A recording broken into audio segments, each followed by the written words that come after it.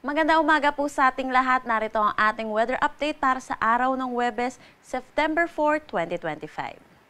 Wala na tayong minomonitor na anumang bagyo or low pressure area sa loob ng ating Philippine Area of Responsibility. Pero sa ngayon po, patuloy pa rin ang pag-iral ng southwest monsoon or habagat dito sa may buong Luzon, pati na rin dito sa western section ng Visayas. Sa nalalabing bahagi naman po ng Visayas at kabuuan ng Mindanao, localized thunderstorm ang inaasahan natin na magdadala ng mga panandaliang buhos ng pag-ulan lalo na sa hapon at sa gabi. Para sa magiging panahon natin ngayong araw dito sa Luzon, inaasahan natin dito sa may Batanes, Cagayan, Ilocos Region, Cordillera Administrative Region ay makakaranas po sila ng mataas na tsansa ng mga pag-ulan, lalo na po dulot ito ng habagat. Para naman dito sa may Central Luzon, particularly dito sa may Zambales sa Bataan, mataas po ang tsansa po ng mga pag-ulan sa kanila, mga kalat-kalat na pag-ulan, dulot pa rin naman ito ng habagat.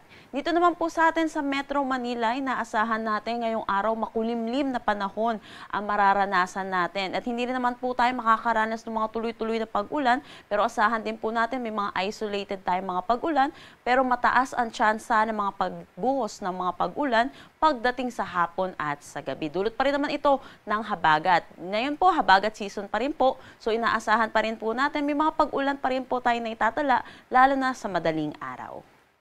Para naman sa nalalabing bahagi ng Luzon, maaliwalas na panahon ang kanilang aasahan kahit southwest monsoon po ang umiiral po sa kanila. Pero asahan din po natin mataas ang tsansa ng mga pagbuhos ng ulan pagdating sa hapon at sa gabi.